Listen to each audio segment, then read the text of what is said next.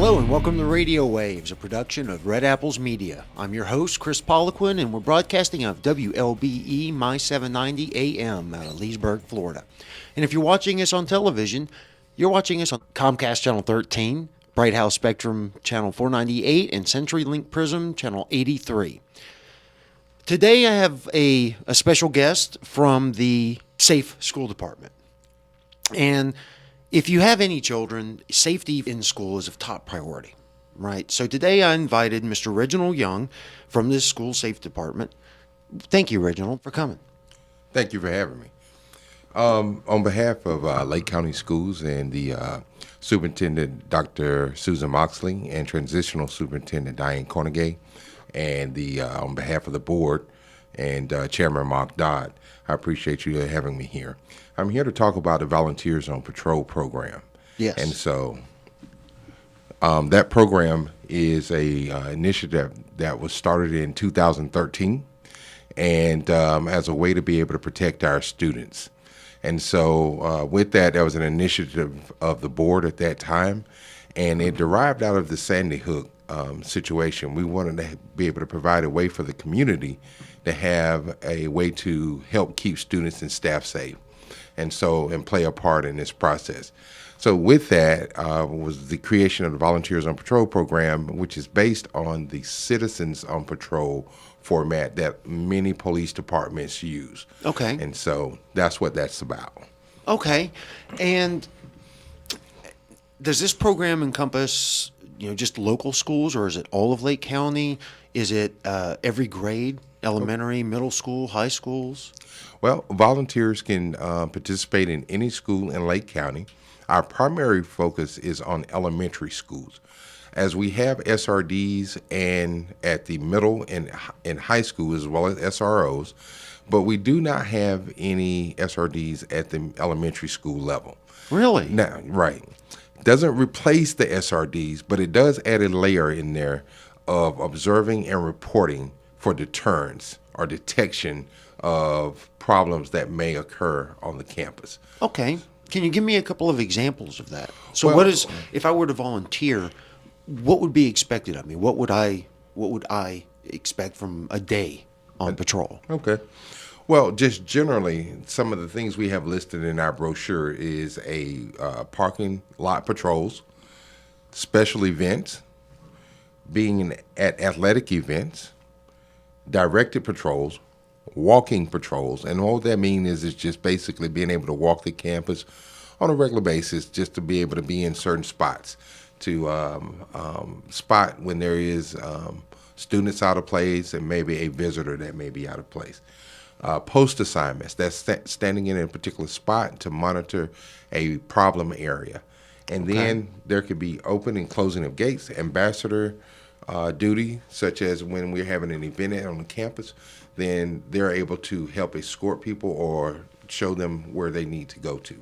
So it's just a number of things to be able to make sure we kind of keep our visitors in the right parameters. Okay. So for myself, the first question that comes to my mind is, what kind of authority do they have? Meaning, if they see an altercation or maybe a shady character in the parking lot, what kind of authority do they have? Their primary duties is observing and reporting, and to have that presence. Okay. That presence a lot of time is a deterrence, and the other part is that detection. But what they do is when they observe and report, they try to work closely with the school administration, or if they're on the middle and high school, they'll work with the administration as well as law enforcement that's on the campus to be able to deal with the issue that occurs. So it's observing and reporting, and just being able to be aware of the different kind of threats and things that may come on campus. Okay.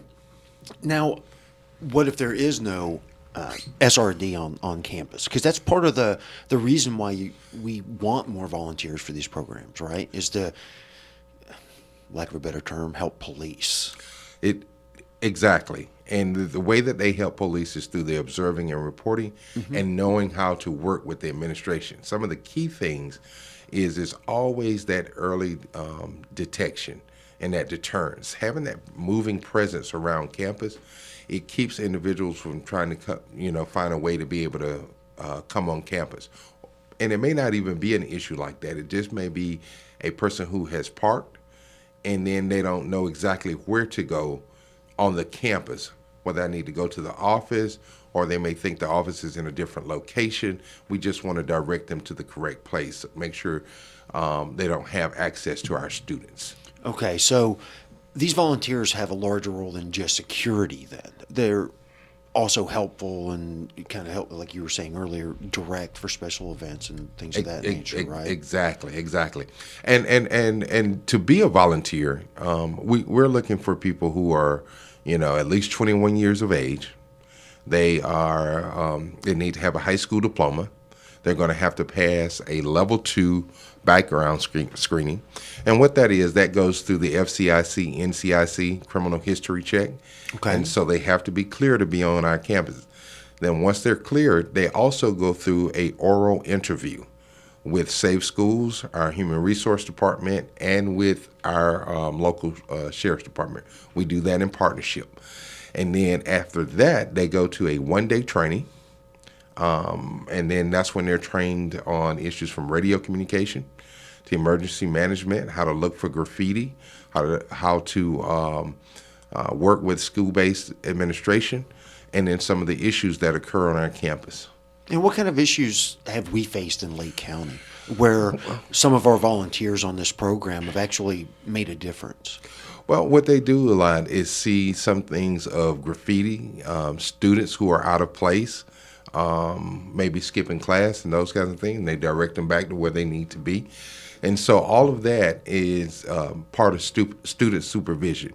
And so they help keep our students safe by making sure there's that layer and there's that barrier so students can't, if they decide they're going to skip class, that they can't skip.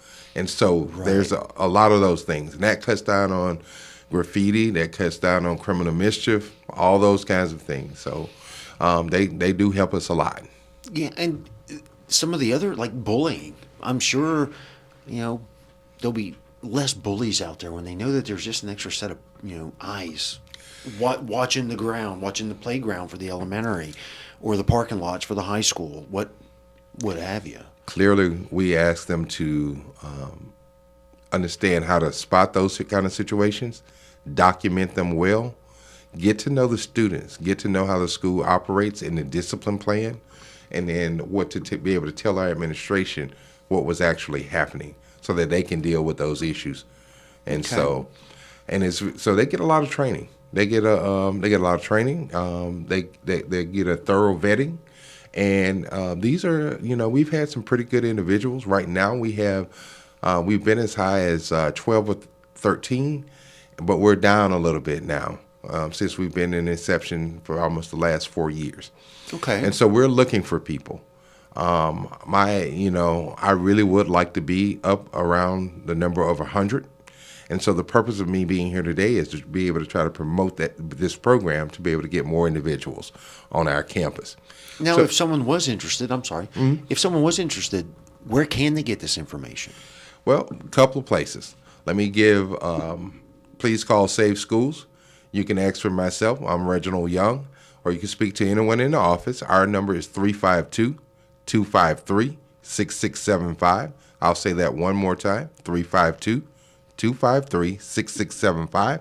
If you're looking for information on the web, you can go to our website, and it's going to be http://lake.k12.fl.us/VOPP. Okay, so now if I can ask, how many of our volunteers, how's the distribution? If someone wants to volunteer, do they have a preference on schools? Say, my son goes to Leesburg, I'd like to be there. Or do you find the volunteers a little more easygoing? Where do you need me? I just want to help.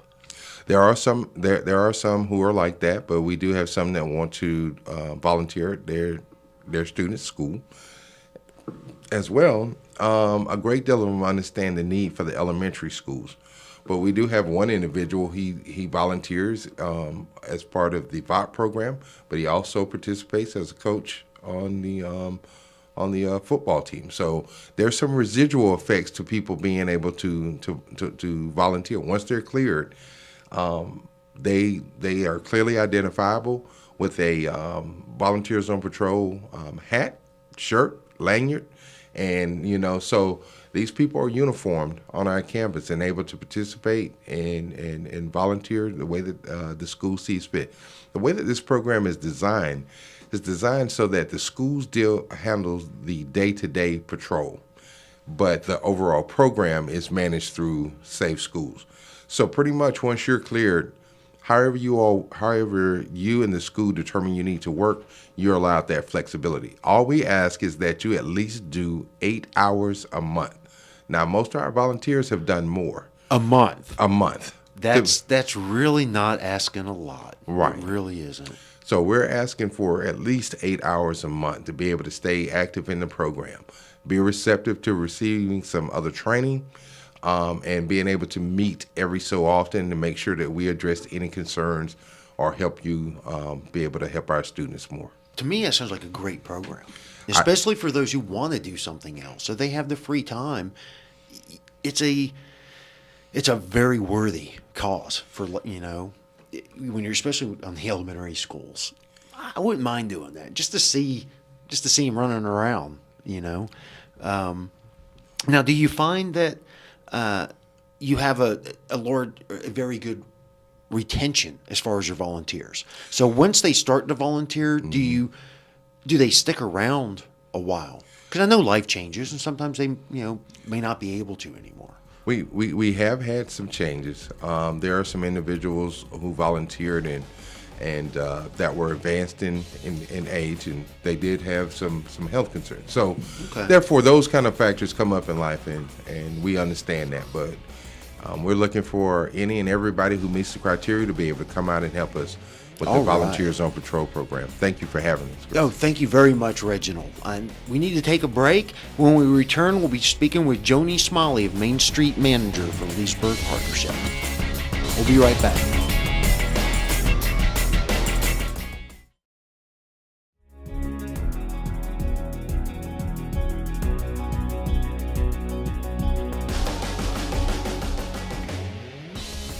Hi, welcome back to Radio Waves. Again, I'm your host, Kris Poliquin. Before the break, we were speaking with Reginald Young from the Safe School Department. For this segment, we're going to be speaking with Joanie Smalley, Main Street Manager for the Leesburg Partnership. Did I say that correct? Yes. Okay. And we're going to talk about some of the upcoming events Leesburg has in our near future. Oh, yeah. And kind of how it affects our local community. Okay. So with that, Joanie, thank you for coming on the show. Well, thank you for inviting me. All right, so let's get into it. What exactly is the Leesburg Partnership? Well, we're a not-for-profit organization, and we're also a Florida Main Street program that focuses on promotion, design, economic development. A little bit of beautification for the city and like things of that nature, right? The new Main Street Gateway we were a part of, some of the Main Street beautification that has happened in downtown. So we have a little bit to do with all of it. Okay. And so I'm going to just kind of cut to the chase because we have a lot of events coming to Leesburg in like just in a couple of months. Yeah. Right. Yeah. Or Bikefest being one of them. But right. Before we get there, what we just finished celebrating the Mardi Gras, correct? Right, yeah. How did that go? It was great. We had 6 great candidates that ran. We have a new King Rex, Lee Woods, and a new Queen Divine, Nikki Lord. Lee owns Lee Woods Construction, and Nikki has 2 shops downtown Leesburg. So, but we had great candidates, and all of them just came from different parts of Leesburg, but did a great job, all of them. I'd really like to give them a little shout out. Gregory Allen and Pamela Thompson and Katie Sartoris and David Carmichael. So what does it mean to receive that prestigious title? Well, your King Rex and Queen Divine throughout the year, we'll use them in different areas of different events that we do. We'll use them for MCs for things, judges. The King Rex and Queen Divine will be judges in our Miss Bikefest contest, and but we'll use them throughout the year to come and just show, their support for downtown. That's why they ran. All of them ran for just some community development and just to show support for Leesburg. All right. And again, now that was one of our bigger events. How important are these events? It's to bring people to Leesburg. It's to bring them, to show them we have shops in Leesburg, we have restaurants in Leesburg, just to come and enjoy where we live. And we have a beautiful new Venetian Gardens. We have our craft beer festival in November there. And this Christmas, we had the Clydesdales come to Leesburg, which was a huge event. It was. Yes, it was very large, and no way of us knowing how large it was going to be. But that was a huge honor for us to be able to get the Clydesdales. It's not like we can call and make a schedule. We have to be picked to be able to have them in your town. And to have the full hitch was a big, huge deal. So, but all of what we do is to do that, is to bring all this to Leesburg and show them, what a beautiful town we all know we have. Yeah, and it seems to me that these events are getting larger every year. Yes. So that's got to boost the economy. Yes. I mean, it would have to. Yeah. Right? Especially Bikefest, when it comes along, hotels and restaurants are full the whole weekend. And leading up to Bikefest, it's all full, so, you can't deny that it helps our community. And we use the transit's used all over. We have stops all over Lake County. And I was going to ask you about that, because it seems that it affects more than just Leesburg. Right. Mm-hmm. We have stops in Tavares, Mount Dora, Eustis, and Claremont, and the Villages. I think those are all the places. Yeah. To shuttle people in. To shuttle people in, because if you stop in those areas too, they'll walk around those towns, and it benefits the whole county for us. And it does seem, like I was saying, it's a county-wide change. Right. Mm-hmm. Yeah. Bikefest will bring people in from all across the country. That's going to affect Tavares, Mount Dora, the Villages, Claremont, Eustis. Exactly. They got to stay somewhere. Right. There's only so much that one town can do. So, and these big events like this is what allows us to do all of our smaller events throughout the year. We have a Saturday morning market every Saturday. We have a food truck and flick night once a month, except for March because of the art festival that's downtown. But we have that every month. Our Christmas parade, Christmas stroll, all those are for the community. That's why we do these things. So, these big events are what help pay to do those things too. What do we have coming down the road? Well, of course, we'll have the market coming up towards the only weekend that we will not have it is Bikefest weekend. But we'll have a food truck and flick night. We're showing the movie Storks in April, which is the second Saturday of the month. And we have our big spring fish fry on April the 6th, which is under the oaks at the Moat Morris House. It is a fun, great event. There's a ton of Leesburg people. It's become like a ritual for people. Is that right? It kicks off spring. It's fun. We have local firefighters fry fish. We have oysters, collard greens.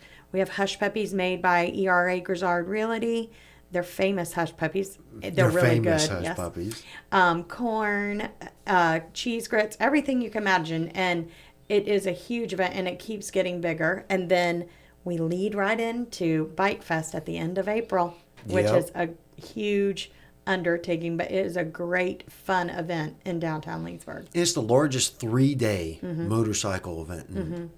And the thing about it is, I was telling them before we came in, it's in our downtown area. So people park their motorcycles when they're there, and they walk up and down our streets and our stores. And, it brings awareness to where Leesburg is. And you can go all over now, and there are people wearing Leesburg Bikefest shirts. And we have a big, huge map that goes up in different areas of the Bikefest. And they put pins in to say where they're from. Oh, okay. That kind of map. And it is all over the world. It is amazing where these pins come from. You're just like, oh my gosh, you can't believe that somebody from Europe is coming all the way to the Little Leesburg Bike Fest, Yep. So it's a great, fun event. Good, the people are really nice, and we don't have a lot of problems, and it just seems like a really nice event, even for non-bikers, because it's also, we have 63 bands that play throughout the weekend. Right. Now, you've got some heavy hitters coming as well, right? We have on Friday night, right after the International Bikini Team Miss Bikefest contest, we have the International Bikini Team are the contestants. But we have the band Fuel. And on Saturday night, we have the band Queensryche. And Sunday afternoon, we have Pure Prairie League. Yeah. So it'll be a great weekend of music too. And that's just that's the evening concerts. You're still going to have bands playing throughout the all events. Weekend. Oh, yeah. I was going through the website, which if someone does want to get information on this event, just so they can plan it. Right. What's a good website for them Well, to go to? you can start off at leesburgpartnership.com. All of our events are listed on leesburgpartnership.com, but leesburgbikefest.com if you're looking specifically for Bikefest.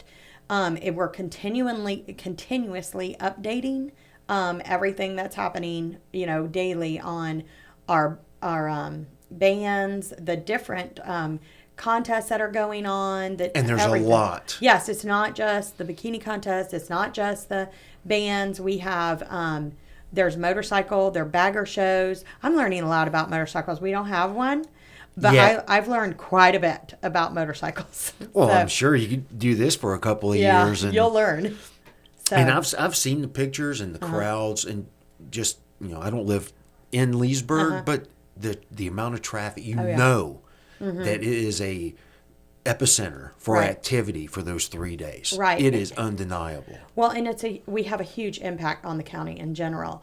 But, during the event too, we have an emergency management, they practice for if there was an emergency disaster. So we have like a whole area. It was the Armory, but now it'll be in a different location where, so you're sending your, your heat, exhaustion and things like that. Sure. Just so that there can, triage type stuff, so they're not just swarming the hospitals too. No, but it's basic first aid a lot of times. Right. Sometimes it's just making someone comfortable, like you were saying. It's no different than going to a cool center at a theme park because it's 100 degrees and you're like, no, let's get to the next ride. Exactly. And there's a lot of people in downtown. That's a lot of people. So, but it, like I said, it's a great event. The people, I think that sometimes that people give motorcyclists, they don't think of them in the same thing, but they're super nice people and they're here to support our town, so embrace them. Yeah. And again, that support that's got to go out, because there's companies and businesses using these as fundraisers. Oh, yeah. Correct?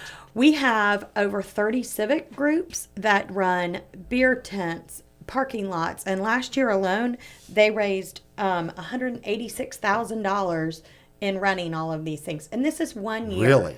That's, they man the parking lots. There are civic groups, and some of these civic groups, this is how they raise their money for the year. So it is a great impact on these civic groups. Yeah, because if you're able to not only support the local community, the surrounding cities, and local organizations for fundraising, it's a win-win. Right.